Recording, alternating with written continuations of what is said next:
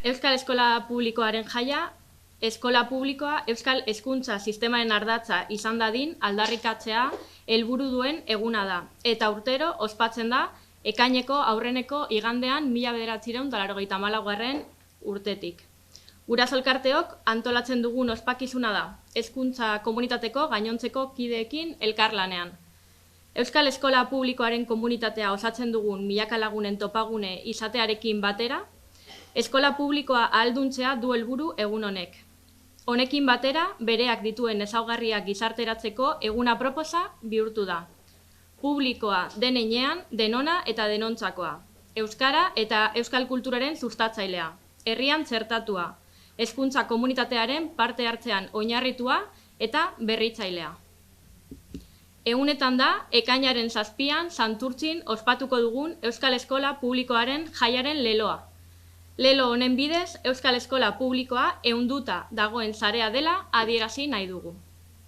Sabatagirrek egin du diseinua. Egunetan markak sare baten kontzeptua irudikatzen du. Norbanakoen hariek elkar ukituz eta elkar lotuz osatzen duten ehundura.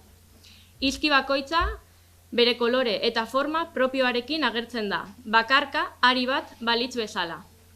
Baina denak elkarri lotzen zaizkionean hitza sortzen dute, eta hitzarekin batera sare bat. Sare horrek eskola publikoaren komunitatea irudikatzen du, elkarlanean eta konektatuta, handiagoa den zerbait ehuntzen duena. Guztiok gara ari bana, elkarrekin etorkizuna eusten duen sare sendoa. Santurtziko Euskal Eskola Publikoaren sarea ez da makala. Izan ere, bi haurreskola, Emilia Zuza eta Mirabueno, haur eta lehen hezkuntzako 4 eskola, Serantes, Emilia Zuza, Las Viñas eta Itsasoko Ama, bigarren hezkuntzako eta batxilergoko 2 ikastetxe, Kantauri eta Zular, eta lanbide heziketako ikastetxe publiko bat, Santurtzi lanbide heziketa ditugu. Azken urteotan, elkarlanetik abiatuta, Euskal Eskola Publikoa defendatzeko eta aldarrikatzeko ahalegin garrantzitsuak egin ditugu.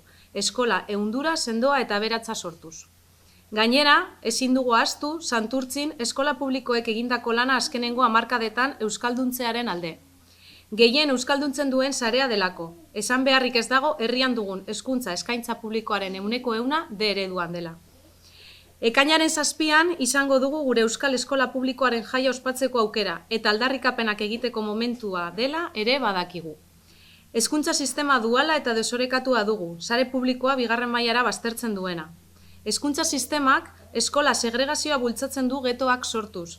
Gure eskola eta institutuetan azpigituretan inbertsio falta daukagu.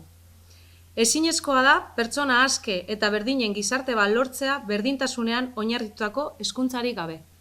Eta ezinezkoa da berdintasunean heztea, oraindik ere diru publiko sostengatutako sare pribatuak mantenduz, beti ere eskola publikoaren kaltetan, hezkuntza pribatua berdintasunaren eta askatasunaren baliotatik urruntzen baita beti. Ni bakarrik hitz gutxitan esango dut, guretzat hemen eskola publikoaren jaia izatea Santurtzin urrengo ekainan, nik uste dut hitza dela harro.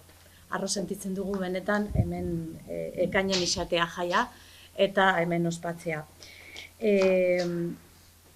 Eskola publikoaren jaia hartzea hemen Santurtzin, esan dudan moduan, guretzat esan nahi duena dela, azken baten Santurtzin gaudela apostu edo dagoela apostu importante bat hizkuntza eskola publikoaren alde.